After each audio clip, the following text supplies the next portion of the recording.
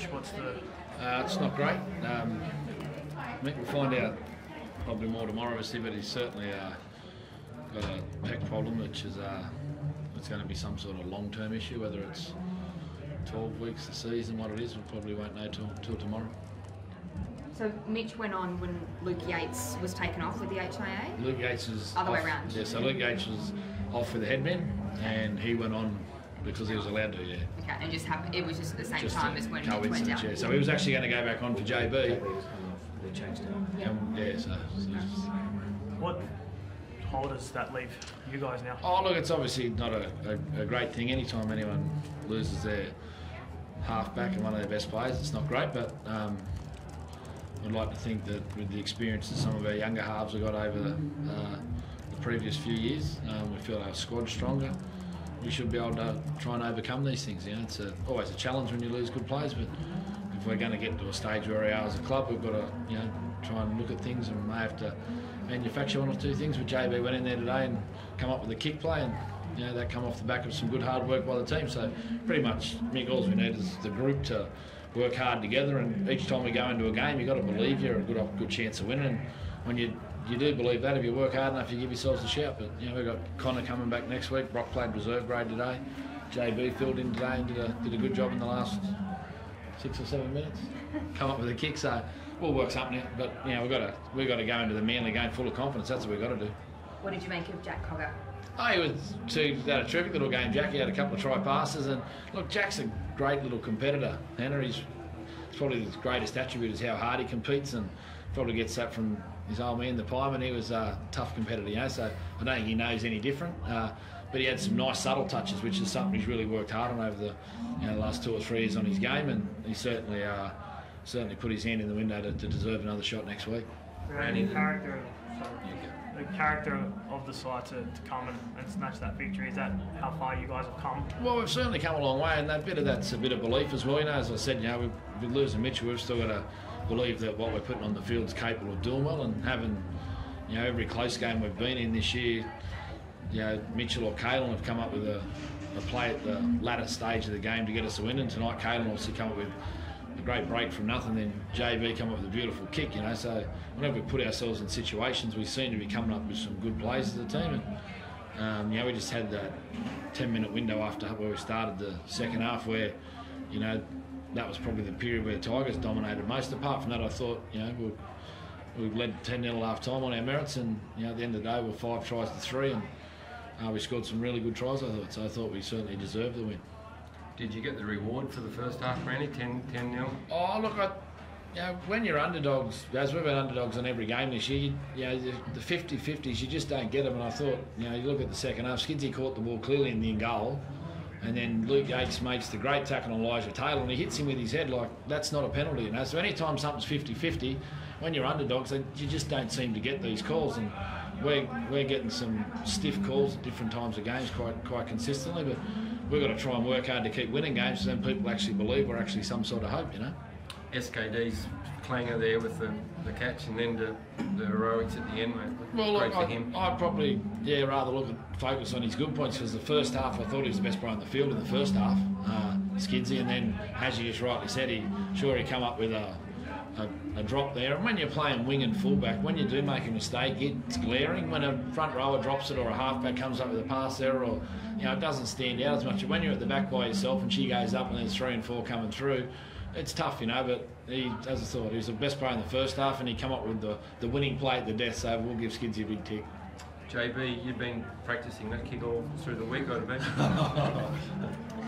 I don't mind having a kick at training. Oh, look, I've got the ability to kick sometimes, but when you've got someone like Mitchell Pearson in your team, you really don't have to do a lot of it. I reckon maybe when I kicked it, Brandon might have been looking to pull some of this out if he hadn't left. Yeah, obviously I was confident in making the play, otherwise I wouldn't have kicked it. And when you kick it to someone like SKD on the wing, you don't really have to get it too perfect, because he can outleg the best of them. So yeah, it's a pretty pleasing way to finish the game, I thought. Overall, I think it was 5 tries to 3. I really thought, apart from that 10 minutes to start the second half, it was certainly the better team for the most part, so I thought it was just reward. How rewarding was it to get back in the game after they did score those 3 tries on the trot? It was certainly rewarding. It was hard work. I think the Tigers, prior to the game, they're a team that's willing to work really hard for one another. They've got a lot of attacking flair, but I think a lot of their success is built around a lot of players that are willing to work really hard for one another, and that was evident in the second half. And it wasn't easy to claw our way back into the game after that 10-minute period there, because they fight. They fight for everything, and we were able to put ourselves in a position to win at the end. And generally, when we've done that this year, we've been able to come out on top. And have you had a chance to speak with Mitch? What's his first reaction? Oh, he's obviously disappointed. He's enjoying his footy, and Mitch loves playing. He's one of them guys who game day's his most favourite day of the week. He loves training, but he loves game day, which they're the types of players you want in your club. So he's obviously disappointed, but look, whatever the result is, I'm sure he'll still contribute to the club moving forward. Whilst he's not playing, and then he'll come back and be a key player for us moving forward.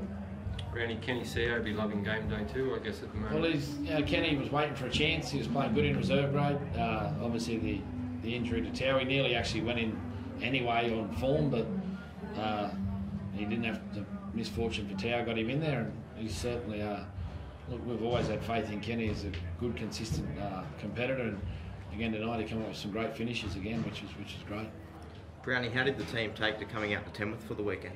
Oh, look, I think everyone enjoys it. I think I think we all understand. All clubs understand their roles. You'd like to think of what we owe the country rugby league, and being a country boy myself, you can't just go to Shark Park, or you just can't turn up and watch the players in Sydney play. And I grew up in the country myself, and I still remember when the Roosters played Group 1 at McKittrick Park, and I loved the Sharks, and Kurt Sorensen had gone to Cronulla, and I sat outside all night waiting for Kurt Sorensen to come out to get his autograph, and I've never forgot that day in my life. So you hope that your players love it. And Caelan was the last bloke out in the field again tonight. He sort of seems to be reasonably popular for whatever reason, isn't he? So, and that's what it's about. These country kids, they don't get the opportunities of the city kids, and with all the social and the drug problems in these country towns, if coming here tonight, us playing a game, gets half a dozen kids to aspire to be Caelan Ponga or Benji Marshall, and it keeps them on the straight and narrow.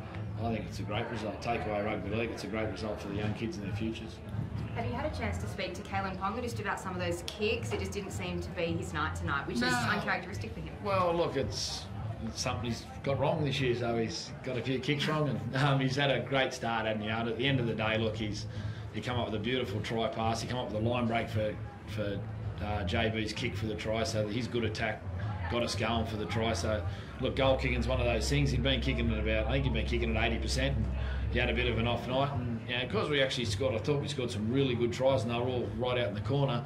He wasn't really missing them in close, so it was a tough night with the boot. But he'll get back with his goal kicking coach. He might get paid this week, the goal kicking coach. So we'll have to get him going next week again. And I've got Kenny there as well. But look, these days are going to come for KP. They come for all goal kickers, but at the end of the day, he played a big part in JB's kick, so we'll give him a tick as well.